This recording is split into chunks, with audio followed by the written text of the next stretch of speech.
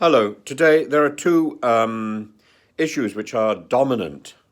One is that there's going to be a legal challenge to Priti Patel's delays in the Home Office implementation of the Ukrainian uh, refugee crisis. We've offered refuge to Ukrainians under very, very strange conditions, and we haven't even made good on that yet. Boris, the second point, Boris has apologised, or Boris has pointed out that we have been very late. We've been very tardy. Of course we have. We were tardy in offering support to those people who helped us in Afghanistan. We were tardy in offering aid to the many Syrians who tried to come to our country.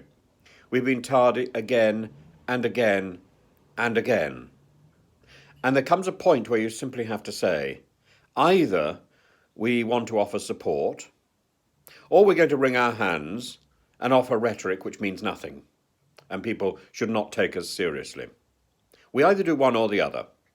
And if we do the other, then frankly, we should clear off the stage and not pontificate about human rights. We either do it or we don't. And I personally would prefer the rhetoric to stop if we've decided we're not going to do it. I think it's wrong not to do it. I think it's wrong to avoid our responsibility. Our responsibility is there because we claim to be a civilized country with civilized values. Some of those civilized values involve supporting people in need. This is not only about international treaty, and we're signed up to lots of those.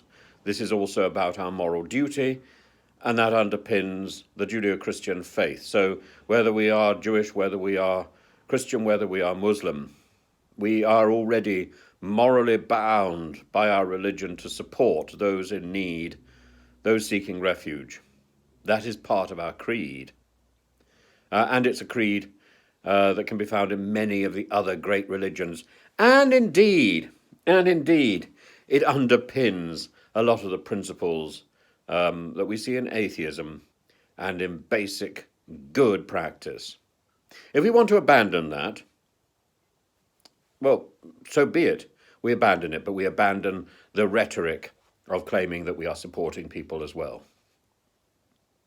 And certainly, I would be all behind a legal challenge to the current so-called help for Ukraine in terms of refugees. In terms of refugees, we have been extremely dilatory in our help. We have split up families, something which we claim we do not do. We have split up families.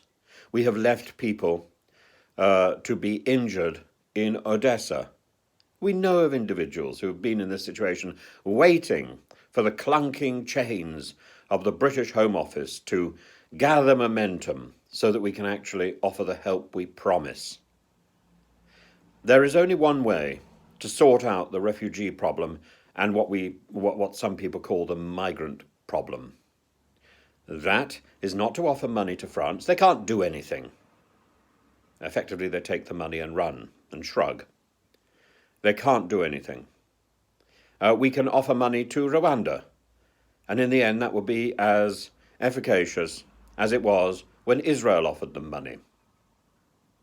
There is only one solution, and that is to pay more people to work in the Home Office and work better. We need to improve the conditions of service in the Home Office, and we need to improve or increase the number of people who are working there. If we want to process this number of people, we need to make sure we have the civil servants ready to do that job. I think, like the Department of Culture, Media, Digital Culture, Media and Sport, the Home Office is a ministry which is not functioning properly and needs to be broken up.